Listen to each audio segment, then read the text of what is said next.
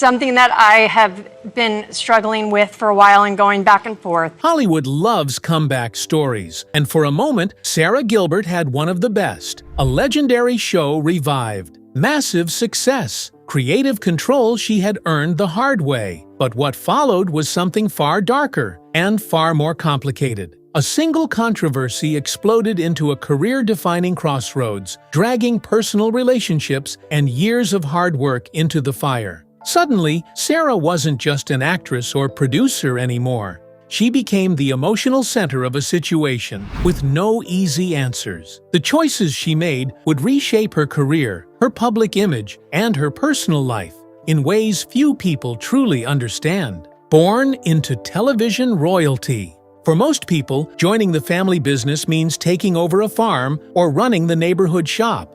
For Sara Gilbert, though, the family business was television. And not just any television, but the very foundation of it. That does not mean her success was handed to her. Sara worked hard and earned every step of her career. Still, there is no denying she came from a family with deep roots in the industry, roots that stretched back to the earliest days of American TV. Her grandfather was Harry Crane, a television writer who caught his big break working on a variety show called Cavalcade of Stars, led by the legendary Jackie Gleason.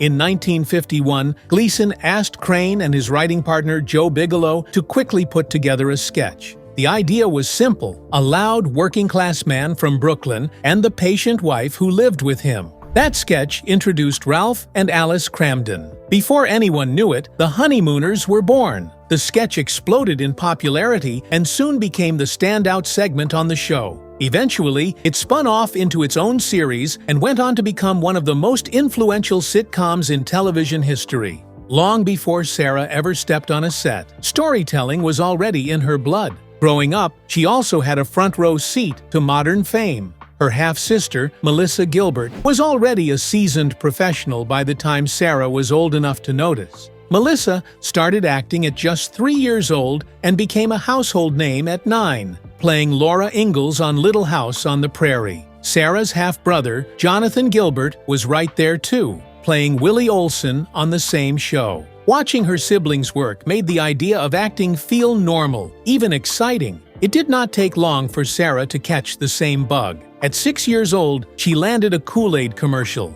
Soon after, she appeared in the Disney special tales of the Apple Dumpling Gang on the Magical World of Disney. The path was opening up fast. The Hollywood connections did not stop there. Her mother, Barbara Cowan, was an actor before becoming a talent agent. Still, despite the family history, there was no pushy parent forcing Sara into the spotlight. The drive came entirely from her. She wanted it badly. Part of that motivation, as she later admitted, was pure childhood logic. Her siblings came home from sets with gifts, especially around Christmas, and she wanted in. But beneath that humor was something deeper. Even at a young age, she felt a strong pull toward acting, like it was exactly where she was supposed to be.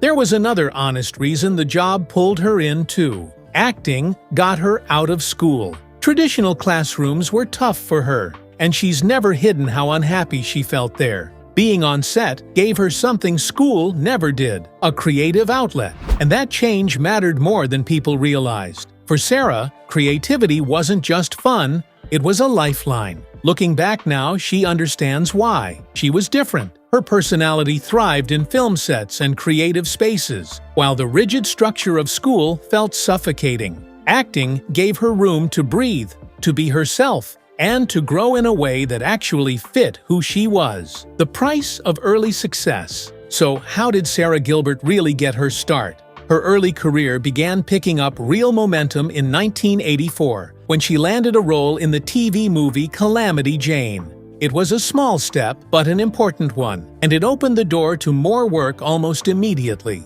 Not long after, she appeared in an ABC Weekend special, acting opposite another young performer who would later become a household name, Fred Savage. At the time, none of them were famous yet. They were just kids trying to book jobs, long before the Wonder Years turned Savage into a star. Looking back, it feels like one of those quiet moments before everything changes. Sara nearly got her big break even earlier. She auditioned for a spin-off of the hit sitcom The Facts of Life.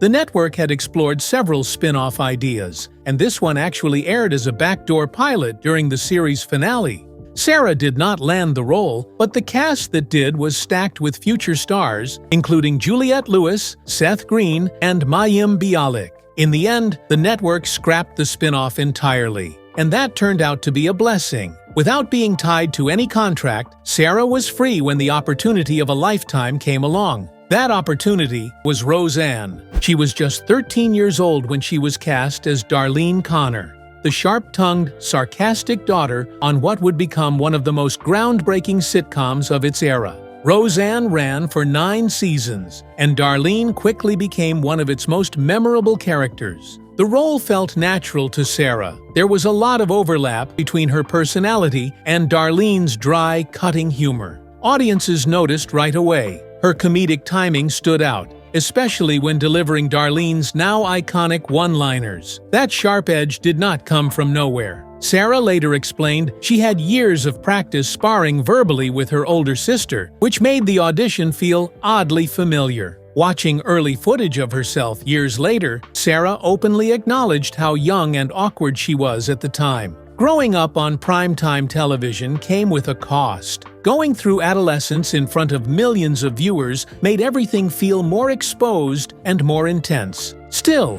fame itself was not shocking to her. Having watched her siblings experience it first, celebrity felt almost normal. What stood out to her was the emotional contrast. On one hand, there was admiration and attention from the outside world. On the other, there were the same feelings of loneliness and isolation that most teenagers experience. The difference was that hers played out under a spotlight. By the time she was barely out of her teens, Sara was earning more money than most adults ever see. That financial reality led to a deeply uncomfortable situation at home. After her parents divorced, her father, an entertainment attorney, struggled financially and eventually turned to his teenage daughter for help. Sara agreed to loan him money, but over time, she felt it shifted their relationship in ways she did not want. She wanted a father, not a financial dynamic. Eventually, she stopped giving him money, hoping things would return to normal. Later in life, she came to regret that choice. As an adult, she better understood the desperation it must have taken for him to ask his own child for help. And she came to believe that generosity within family matters more than pride. As Roseanne entered its 7th season, Sara faced another major turning point. She had been accepted to Yale. Starting college meant stepping away from the show that had defined her teenage years. She felt ready. She had loved the experience, but she wanted to move forward. Instead of writing Darlene out completely, the producers made a bold decision. They chose to keep the character alive within the story, even while Sara was away at school. It required serious creativity and effort. Scenes were taped in advance and edited into future episodes. Entire trips were planned so the cast and crew could film with her in New York. Sara even worked during her Christmas and spring breaks. The commitment surprised her, but it also meant everything. It allowed her to pursue her education while staying connected to a character she loved and a show that clearly loved her back. Around this same time, Sara was also coming to terms with her sexuality. She realized she was attracted to women in her late teens, during a period when she was actually dating her Roseanne co-star, Johnny Galecki. She genuinely cared for him and even had a crush on him, but something never felt right. After moments of closeness, she would feel an unexpected sadness that she could not explain at first. Johnny assumed he was the problem, unaware that Sara was quietly struggling with her own identity. When she eventually shared the truth with him, he responded with understanding and compassion. He protected her privacy for years, fully aware of how much fear she carried about being openly gay in Hollywood. She worried it could cost her career or limit the roles she would be offered. When she finally decided to come out publicly, one of the first people she called was Johnny. She wanted to make sure he was comfortable with her telling their story. His response was immediate and supportive, offering nothing but love and pride, even volunteering to stand beside her if she needed him. While juggling college and Roseanne, Sara also began exploring film roles. Her first movie appearance came in the 1990 TV film Sooty and Simpson. 2 years later, she made a much bigger splash with the erotic thriller Poison Ivy, starring alongside Drew Barrymore. Although they were the same age and both former child stars, their lives had unfolded very differently. Sara was aware that Drew had already lived fast and hard, and she found that world both fascinating and eye-opening. What stood out most, though, was Drew's warmth. The two connected almost instantly. That connection went beyond friendship. During the filming of Poison Ivy, Sara shared her first kiss with another girl, and it happened with Drew. It started as preparation for a scene, but quickly turned into something real. Drew later confirmed they leaned fully into the moment, practicing off-camera and having fun with it, blurring the line between acting and discovery, the roles that slipped away. After taking a short step back, Sara Gilbert returned to television comedy in 2000 with the sitcom Welcome to New York. For her, it felt less like a comeback and more like a return home. She had grown up performing in front of live studio audiences, so the familiar rhythm of a four-camera sitcom felt natural. It was a workplace she understood deeply, one where the energy of a live audience made every day feel grounded and alive. She also appreciated the sense of stability television could offer. Film projects ended quickly, and goodbyes came fast. Television, at least in theory, offered the possibility of building something longer-lasting, a shared experience that could stretch across years instead of months. Unfortunately, Welcome to New York never found its footing and ended after just one season. Still, Sara did not slow down. She stayed busy with guest appearances across television, including a multi-episode arc on the high-stakes thriller 24. Not long after that, she landed a recurring role on the medical drama ER, playing medical student Jane Figler, which kept her firmly in the TV world. In 2004, she joined the cast of In the Game, a series created by and starring Jennifer Love Hewitt. The show followed a sports television producer suddenly thrust into the role of an on-air ESPN reporter. The cast included several familiar faces from earlier TV hits, making it feel like a reunion of former teen stars trying to carve out their next chapter. But the show never even got the chance to find an audience. ABC planned to use it as a mid-season replacement, then abruptly canceled it before it ever aired. It was one of those projects that vanished before viewers even knew it existed. Not long after, Sara joined another ABC pilot called Girls on the Bus. She played Helen, a reporter covering a political campaign. Once again, the project failed to make it onto the network's fall schedule. It was a frustrating pattern, solid work that never quite made it to the screen. Then came a turning point. In 2007, Sara appeared on The Big Bang Theory as Leslie Winkle, a sharp, confident experimental physicist. The character was a perfect counter to Sheldon Cooper, and briefly became a romantic interest for Leonard Hofstadter. That role also reunited her with Johnny Galecki, her former Roseanne co-star. For a moment, it looked like Leslie Winkle might become a permanent part of the show. Sara was even promoted to series regular. But just months later, something strange happened. The character quietly faded into the background. Behind the scenes, the producers struggled to find a clear direction for Leslie, and Sara was eventually moved back to recurring status. By the end of the second season, the character's storylines wrapped up quickly, including a short-lived relationship with Howard, and then she disappeared almost entirely. Leslie would not resurface again until a brief cameo at the end of Season 3, followed by one final appearance several years later. While her career involved a lot of movement during this period, Sara worked hard to keep her personal life out of the spotlight. For many years, she was in a long-term relationship with television producer Allison Adler. Even before Sara publicly came out, the two quietly built a life together. Allison Adler was already a major creative force in television, with writing and producing credits on shows like Family Guy, Just Shoot Me, Chuck, and Glee. She would later go on to create the Supergirl television series, further cementing her place as a powerhouse behind the scenes. Together, Sara and Allison welcomed 2 children. Their son, Hank, was born in 2004, followed by their daughter, Sawyer, in 2007. While Sara's career continued to evolve on screen, this period of her life was defined just as much by building a family as it was by finding her footing in a changing television landscape. The risk that changed everything.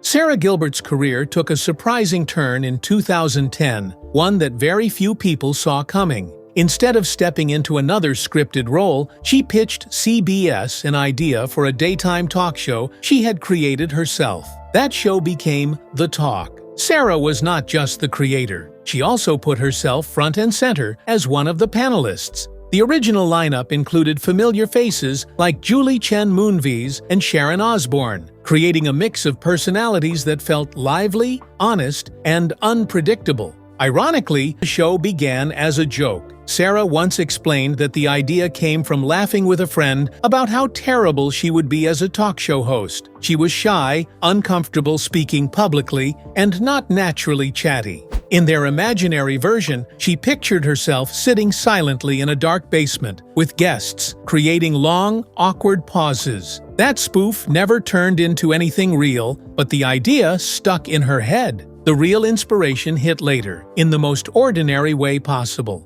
One day, while taking a bath, she had a realization. She noticed there was no daytime show that really reflected the conversations she was having in her own life. There was nothing that focused on women talking honestly about relationships, parenting, friendship, and everyday struggles in a relaxed, familiar way. That gap in daytime television became the foundation for The Talk. Even after selling the idea, Sara was terrified. Hosting pushed her far outside her comfort zone, but she saw it as something she needed to face. She admitted she was nervous, yet believed the fear itself meant the experience would help her grow. When pitching the show, she even joked that the network would probably buy it because she did not want to do it. Still, when CBS said yes, she committed fully. The Talk premiered in 2010, with Sara stepping into a role that once seemed unimaginable to her. Just before the show launched, Sara and her co-hosts attended the Television Critics Association press tour to promote the series. It was there, in front of a room full of journalists, that Sara made another life-changing decision. She publicly came out as a lesbian. The timing was intentional. For most of her career, she had kept her personal life private, and it had never interfered with her work as an actor. But hosting a talk show meant sharing real stories and personal experiences. She felt she could not do that honestly without being open about who she was and who she loved. Instead of issuing a formal statement through the network, Sara chose to do it in person. She wanted the moment to feel human and direct, not distant or scripted. In hindsight, even she seemed surprised by how open she became.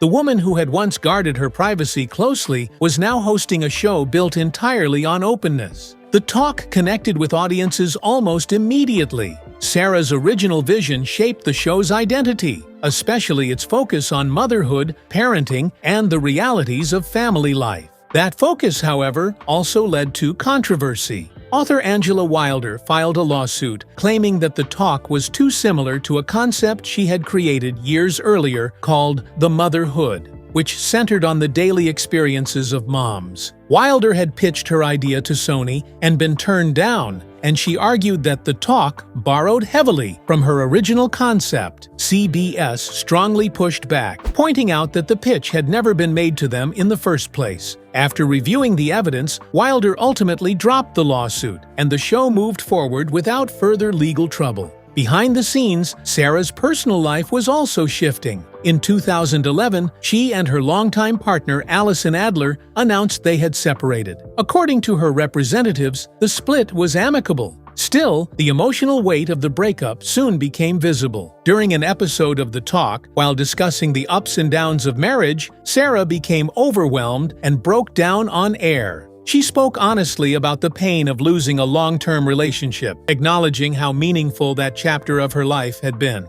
She admitted she had never been married, but had deeply valued the time she spent building a life with someone she loved. Through tears, she admitted she didn't really understand how some couples managed to stay together for decades. How do they make it work? Even in that moment of heartbreak, there was still hope in her voice. She wanted to believe lasting love was real, and that one day she'd find it too. And not long after Sara Gilbert and Allison Adler went their separate ways, Sara stepped into a new, unexpected chapter with someone just as creative and accomplished, Linda Perry. Perry was best known as the former lead singer of the band Four Non-Blondes, but her influence went far beyond that. Behind the scenes, she had built a legendary career as a songwriter, crafting hits for artists like Alicia Keys, Gwen Stefani, and Christina Aguilera. Their relationship began quietly in the early 2000s. Rumors first surfaced in 2011, but the two kept their connection mostly private. Then, in April 2013, Sara surprised everyone by announcing their engagement on television. The proposal itself was deeply personal and carefully planned. Sara arranged a family picnic, brought both of their families together, and even enlisted musician John Waite to perform.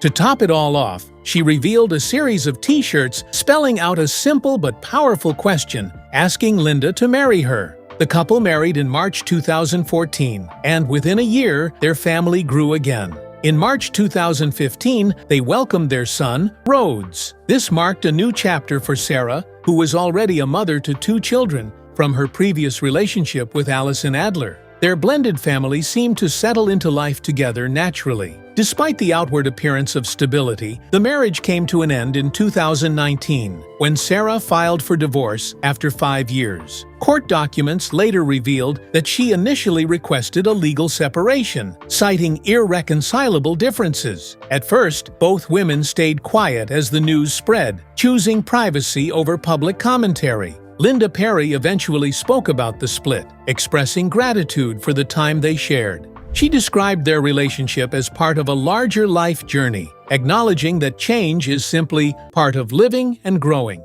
Even in separation, there was no bitterness in her words. The divorce was finalized 2 years later. Both agreed that neither would receive spousal support, and while the details of their financial arrangement remained private, their approach to parenting was clearly defined. Sara and Linda agreed to joint custody of their son and committed to staying in close communication about every aspect of his life, from health and education to overall well-being. For Linda, parenting carried deep meaning. She has spoken openly about how raising her son gives her a chance to do better than what she experienced growing up. Being present and intentional as a mother became a form of healing and a way to create something stronger for the next generation. Even after the divorce was finalized, Linda continued to speak warmly about Sara. She made it clear that while their marriage had ended, their connection had not disappeared. They shared a child, a bond that would continue to evolve rather than break. Together, Sara Gilbert and Linda Perry managed to turn a romantic ending into a respectful partnership rooted in co-parenting. The latest on Sara Gilbert is just heartbreaking. While Sara Gilbert was busy helping turn the talk into a daytime success, her mind was already drifting back to another world entirely. She began quietly pushing for something many people thought was impossible: a full revival of the classic sitcom Roseanne. This time she was not just returning as an actor. Gilbert played a central role behind the scenes as well, stepping in as a producer and helping guide the creative direction. Of course, she also slipped back into her familiar role as Darlene Connor. Even more remarkably, the entire original cast returned with her, including Roseanne Barr and John Goodman as Roseanne and Dan Connor. The revival did not start in a boardroom, it started on a couch. During an appearance by John Goodman on The Talk, Sara suggested they do a short sketch in character for the studio audience. The moment felt effortless. The chemistry was still there. Afterward, Sara walked back to her dressing room, overwhelmed with emotion. It suddenly felt obvious that the timing was right and that this story still had more to say. Against all odds, the revival moved forward. When Roseanne returned to ABC in 2018, expectations were sky high and nerves were even higher. Many worried that revisiting such a beloved show could damage its legacy. Instead, the opposite happened. The premiere was a phenomenon.